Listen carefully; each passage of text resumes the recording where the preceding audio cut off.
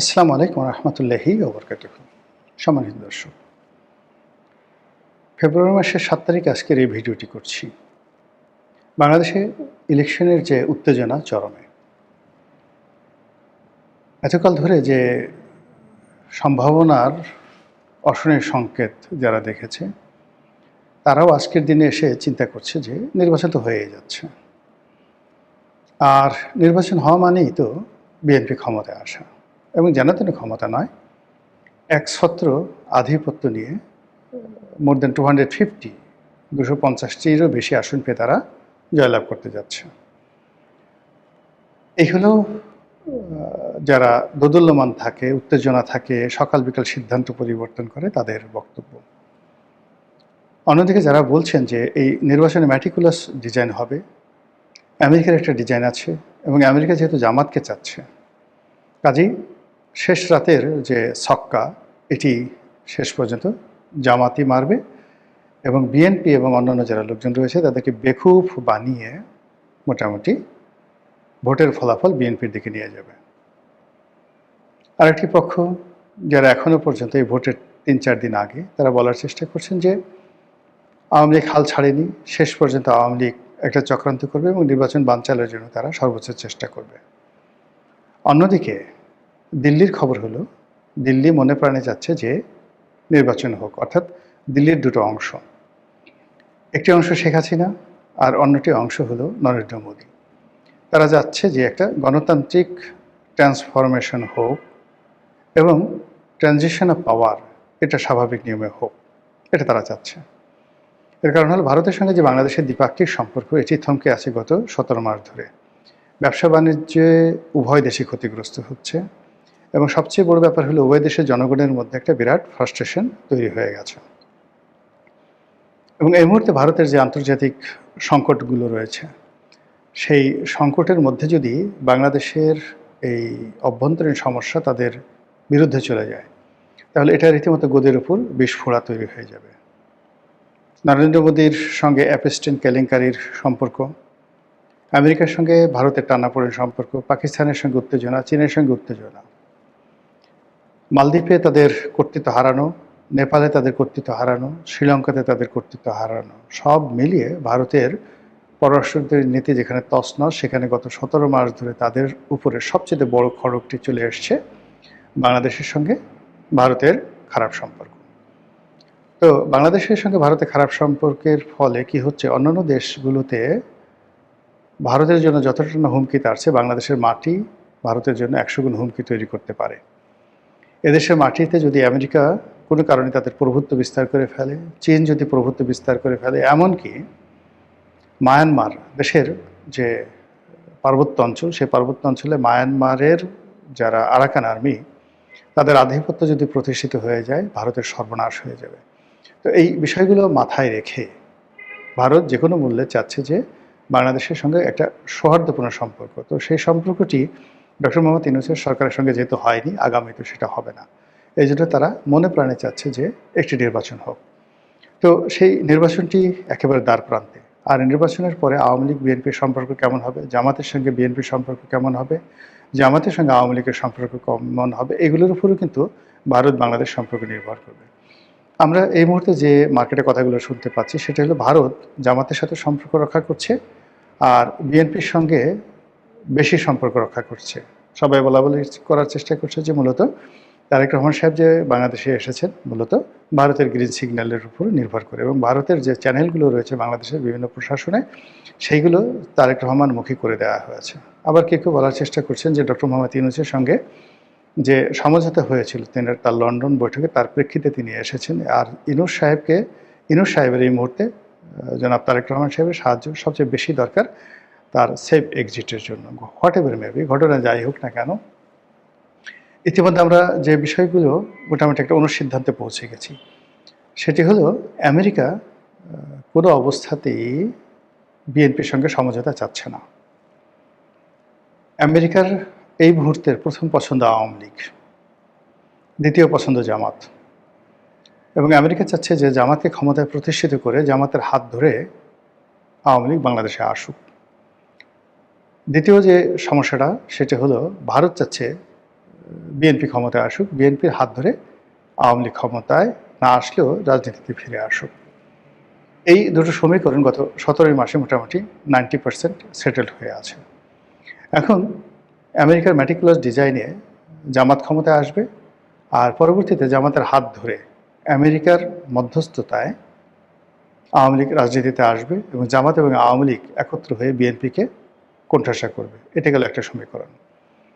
দ্বিতীয় সমীকরণটা হলো যে তারেক রহমান সাহেব ক্ষমতায় আছেন, তিনি ভারতের যে গ্রিন সিগন্যালে এসেছেন বা তিনি ভারতের উদারতায়, ভারতের সাহায্য সহযোগিতা নিয়ে তিনি ক্ষমতায় থাকবেন এবং তিনি শেখ হাসিনার জন্য একটি যাকে বলা হয় সেফ এক্সিট করে দিবেন এবং আওয়ামী লীগের জন্য রাজনীতি করার জন্য একটি পথ তৈরি করে দেবেন।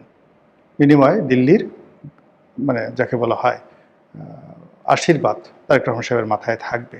এই দুটো সমীকরণ। এখন এই দুটো সমীকরণ যদি আপনি বিচার বিশ্লেষণ করেন তাহলে সেখানে দেখবেন যে এখানে মাইনাসের খাতায় বিএনপি এবং জামাত দুটোই থাকছে।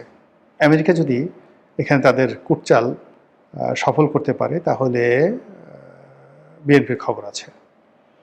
দিল্লি যদি তাদের কুটচাল সফল করতে পারে তাহলেও জামাতের খবর আছে। এগুলো একটা। 2 নম্বর হলো যে যদি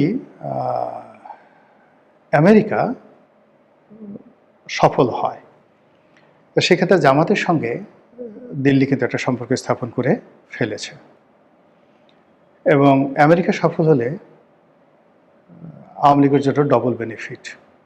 ডবল বেনিফিট হলো যে তারা আমেরিকার মাধ্যমে জামাতের ঘাড়ে ভর করবে, আর দ্বিতীয়ত হলো দিল্লি কিন্তু জামাতকে মাইনাস করেনি বা দিল্লির জামাতকে তালাক দেয়নি। তারা তারেক রহমান সাহেবকে প্রেফারেন্স দিচ্ছে কিন্তু জামাতকে নিউট্রাল করে রেখেছে। যদি জামাত আপন ক্ষমতা বলে কৌশলে তারা ক্ষমতা লাভ করতে পারে তাহলে দিল্লির সঙ্গে তাদের সম্পর্ক খারাপ হবে না। কি জটিল একটা অবস্থা আপনি চিন্তা করেন। এবং সেক্ষেত্রে আওয়ামী লীগ ক্ষমতায় চলে আসবে বা রাজনীতিতে চলে আসবে পরবর্তী ধাপে দিল্লির এই কূটকৌশলে। তাহলে আপনি দেখুন যে দিল্লি এবং আমেরিকা বাংলাদেশে যে রাজনীতির বলয় তৈরি করছে এই মুহূর্তে বুলেটিন আকারে, মানে আগামী 6 মাসের জন্য, 3 মাসের জন্য, 1 বছরের জন্য সর্বোচ্চ। সেখানে বিএনপি এবং জামাত যাদেরকেই আপনি দেখতে পাচ্ছেন তাদের সাথে লেজ হিসেবে আমেরিকা এবং দিল্লি আওয়ামী লীগকে জুড়ে দিয়েছে। মানে যে একজনের কপাল পড়বে ঠিকই, কিন্তু যে ক্ষেত্রেই মানে বিএনপি আসুক বা জামাতি আসুক সেক্ষেত্রে আওয়ামী লীগের জন্য একটা উইন্ডো তৈরি করে দিয়েছে। দিল্লিও তৈরি করেছে, আমেরিকা তৈরি করেছে। এখন প্রশ্ন হলো যে আমেরিকা এবং দিল্লি তারা তো দীর্ঘদিন একসাথে থেকেছে, এখন তাদের মধ্যে বিরোধ কতটুকু? এখন তাদের বিরুদ্ধে মানে বিরোধ হলো আপেক্ষিক। ইউক্রেন যুদ্ধের নিষ্পত্তির উপর এবং ইরান যুদ্ধের নিষ্পত্তির উপরে কিন্তু আমেরিকা এবং ভারতের সম্পর্ক নির্ভর করবে এবং এই সম্পর্কটা লং টার্মে খারাপ থাকবে না। এর কারণ হলো ভারত এত বড় মার্কেট এবং আমেরিকাতে ভারতের এত বড় বিনিয়োগ, ওটাকে আসলে চ্যালেঞ্জ জানানোর মতো ক্ষমতা ডোনাল্ড ট্রাম্পের নেই। কাজেই তাকে ইচ্ছাই হোক অনিচ্ছাই হোক যেভাবেই হোক না কেন তাকে এখন সম্পর্ক স্থাপন করতেই হবে আমেরিকার সাথে, বা আমেরিকাকে সম্পর্ক স্থাপন করতে হবে ভারতের সাথে। তো সেই ক্ষেত্রে আপনি বাংলাদেশের রাজনীতিতে আগামীতে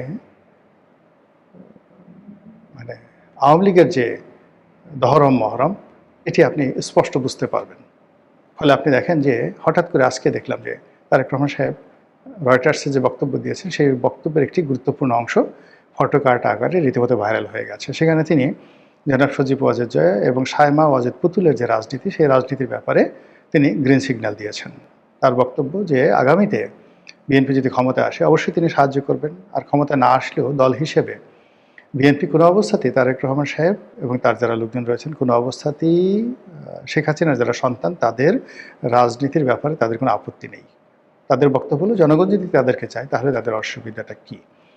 তো যেটা বলছিলাম যে এই যে একটা জটিল রাজনীতি, সেই রাজনীতির আবর্তে বাংলাদেশ নিয়ে এখন ভারত এবং আমেরিকা টানাটানি করছে এবং সেই টানাটানিতে আমেরিকা সঙ্গত কারণেই এবং যাকে বলা হয় বিএনপিকে পছন্দ করছে না, আর সঙ্গত কারণেই দিল্লি বিএনপিকে টেনে নিয়েছে।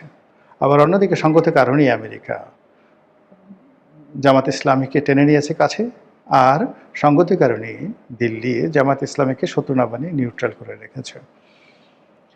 এই যে আমেরিকা এবং ভারতের যে রশ্মি টানাটানি, সেই রশ্মি টানাটানির দুটো উপলক্ষ আছে। একটা হলো বঙ্গোপসাগরে আমেরিকা তার কর্তৃত্ব চায়। বাংলাদেশের ভূমির উপর তার কোনো অধিকার দরকার নেই, কিন্তু বঙ্গোপসাগরে তাদের কর্তৃত্ব দরকার এবং সেই কর্তৃত্বের জন্য তাদের সেন্ট মার্টিন লাগবে। এটি হলো তাদের মেইন দাবি, যেটি শেখ হাসিনা বলেছিল যে জীবন চলে গেল সেন্ট মার্টিন দেব না। ফলে তারা যা কিছু করছে আমেরিকার তাবেদার হয়ে যারাই আগামীতে ক্ষমতা আসবে, এখন যারা আছে তারা যদি আমেরিকাকে রাজি খুশি করে ক্ষমতায় থাকতে চায় তাদেরকে সেন্ট মার্টিন দিতে হবে। দ্বিতীয় ধাপে তাদেরকে বার্মা অ্যাক্ট বাস্তবায়ন করতে হবে। এর কারণ হলো বার্মা অ্যাক্ট যদি তারা বাস্তবায়ন করতে পারে তাহলে তারা চীনের উপর যে প্রসার মানে যে প্রভাব বিস্তার করতে পারবে বার্মা অ্যাক্টের মাধ্যমে, এটা আর কোনোভাবে ইভেন বঙ্গোপসাগর দিয়েও সেটা সম্ভব নয়। তাদেরকে চীনের উপর যদি নিয়ন্ত্রণ প্রতিষ্ঠা করতে হয় অবশ্যই অবশ্যই তাদেরকে এই বার্মা অ্যাক্ট বাস্তবায়ন করতে হবে।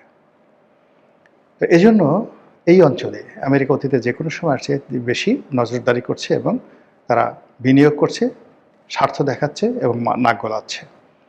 অন্যদিকে ভারত খুব ভালো করে জানে যে এখানে যদি আমেরিকা তাদের কর্তৃত্ব প্রতিষ্ঠা করে সেভেন সিস্টার থাকবে না।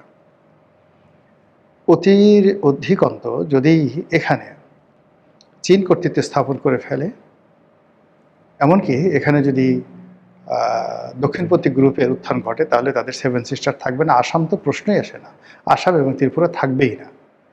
বাংলাদেশের দক্ষিণপন্থী গ্রুপ শক্তিশালী হওয়ার সাথে সাথে খুব অল্প সময়ের মধ্যে এই দুটো জায়গাতে অস্থিরতা তৈরি হয়ে যাবে। ফলে এই যে বাংলাদেশের রাজনীতির জন্য তারা ইতিপূর্বে ভয় দেখিয়েছে, তারা সার্জিক্যাল স্ট্রাইক করবে, তারা বাংলাদেশের মধ্যে ঢুকে পড়বে, যা ইচ্ছা তাই করবে, মানে এই যে হুম্বিতম্বিগুলো, এবং আমরা এখন নির্বাচনের এই সময়টাতে এই জিনিসগুলো বাদ পড়েছে। কিন্তু আমরা জানি যে ভারতের যে সেভেন সিস্টার আছে, সেই সেভেন সিস্টারের যে লাগোয়া তাদের যে বেজগুলো রয়েছে, সেনা ক্যাম্পগুলো রয়েছে, সেনা ছাউনিগুলো রয়েছে, সেখানে মানে ভারত সর্বোচ্চ সতর্কতায় আছে, সৈন্য সামন্ত বৃদ্ধি করেছে এবং মাঝারি পাল্লার ক্ষেপণাস্ত্র তারা সেখানে মোতায়েন করেছে। কাজেই এই যে বাংলাদেশকে নিয়ে তারা যে এখন টানাটানি করছে, ভারত টানাটানি করছে, আমেরিকা টানাটানি করছে, এই টানাটানি তাদের ব্যবসায়িক স্বার্থ, তাদের ভৌগোলিক স্বার্থ, তাদের রাজনৈতিক অস্তিত্ব, যার বলির পাঠা হতে যাচ্ছি আপনি আমি সকলে। আল্লাহ আমাদের সবাইকে হেদায়েত দান করুন এবং হেফাজত করুন। আসসালামু আলাইকুম ওয়া রাহমাতুল্লাহি ওয়া বারাকাতুহু।